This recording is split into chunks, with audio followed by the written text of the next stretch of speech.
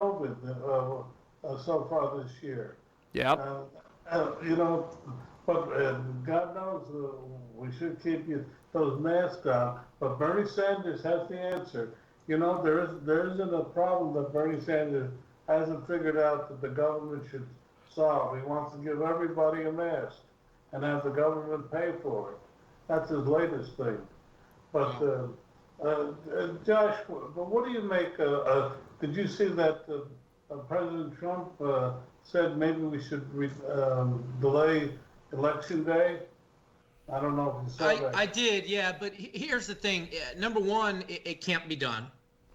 Number two, you're infringing on the 20th Amendment, which determines the dates of a presidential primary and general election. Yep. And number three, the people that think that if we delay it, that it's going to be Nancy Pelosi. I did some more research, and it won't be President Pelosi. It'll actually go to the pro tempore of the Senate. In this case, Chuck Grassley. Oh, He boy. would be the one that would be in control. So a lot of these people that are putting these Twitter hashtags President Pelosi out there, it's not accurate. But here's the thing: what he should do is he should go to the Supreme Court and get an immediate injunction against mail-in voting Yep. throughout the entire country. Yes. That's what he should do. But let me ask you a more basic question. Should he have not said anything at all? I agree. He should have just kept his mouth shut. Yeah, this is one of those Yeah. times where when he said my tweets get him in trouble or retweets or whatever. Yeah, he shouldn't have said a word. I Yeah. agree. Because again, it's unnecessary. I mean, it can't be done. All it does is rile up people, and it's people that want to support him in the middle and things like that. That when they hear something like that, they're like, "Oh, geez."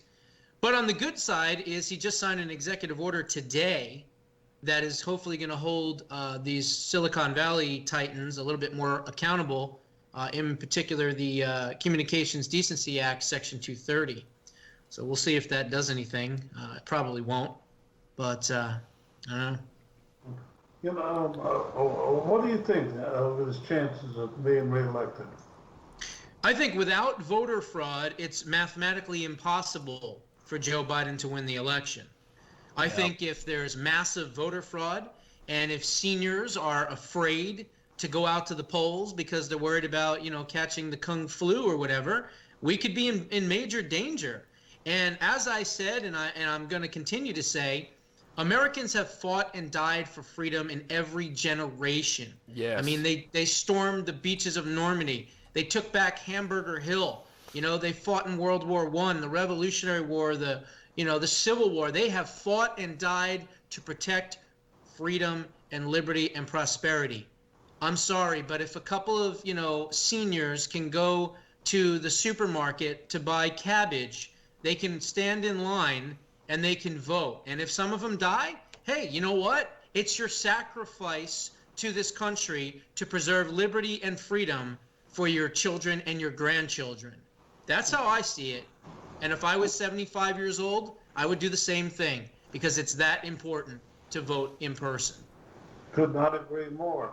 Well, what do you think about why are these politicians not standing up to these mobs? I guess because they're afraid of their own shadow. They're afraid of being called a racist.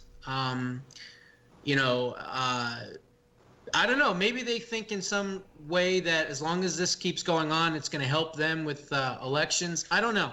There's a number of different scenarios that you could look at there. But, I'm glad President Trump is doing something about it. He's distinguishing himself as the clear law and order president. I believe people want law and order. I believe that you're looking at maybe 20 to 25% of the entire U.S. population that believes what is going on in Portland and Seattle and Chicago and all that is perfectly fine.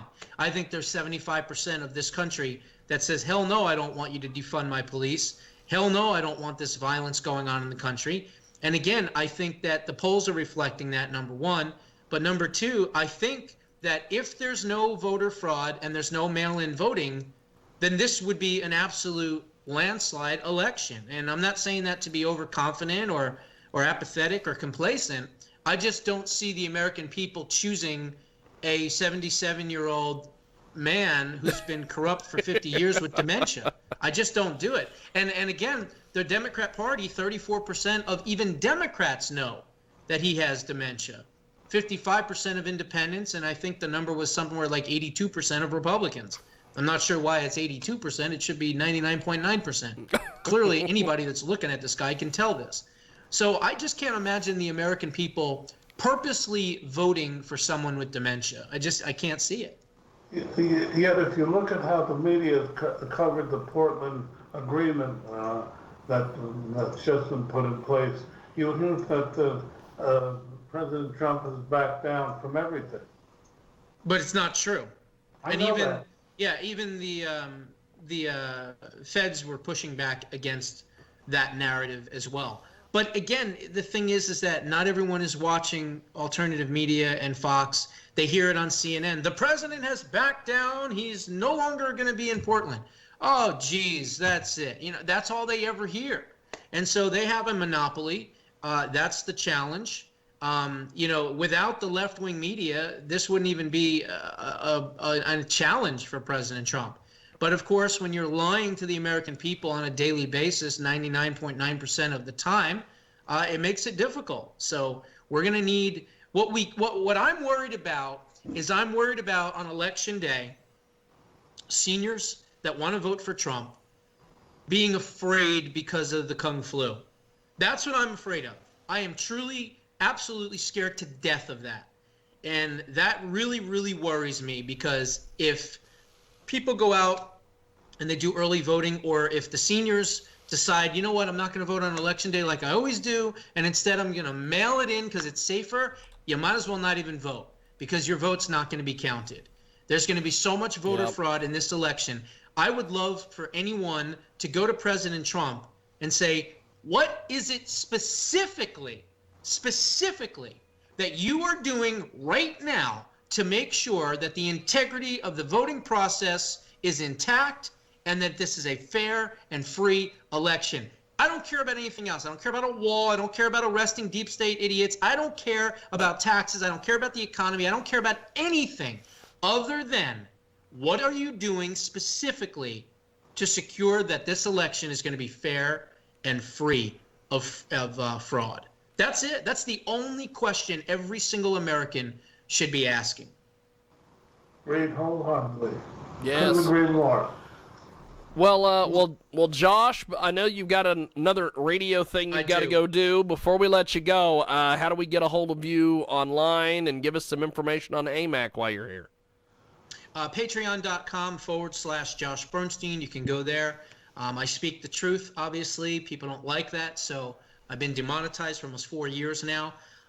You can also go to, of course, Roku Television. My show is on Roku TV as well. It's on Amazon, Amazon Prime, Fire Stick, and then, of course, YouTube. So you can just go to the YouTube channel, The Josh Bernstein Show, and you can see the show there as well. So. Fantastic. And, of course, you're a representative for AMAC. Give us some details on AMAC before we let you go. AMAC is an amazing organization. It is the conservative alternative to AARP.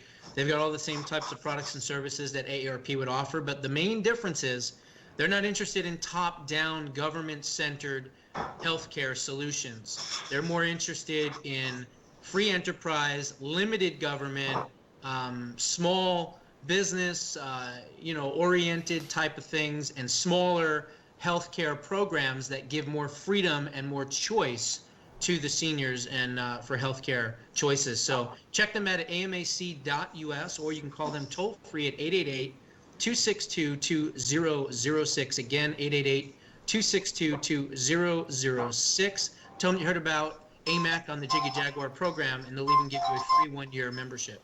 Fantastic. Well, Josh, I appreciate it. Thanks for stepping in here in the clutch, my friend. I appreciate it. No problem. Thank you, sir. There he goes, Josh Bernstein. And so, Don, what do you make of what Josh was saying? Oh, I couldn't agree with him more. I always love having him on the show.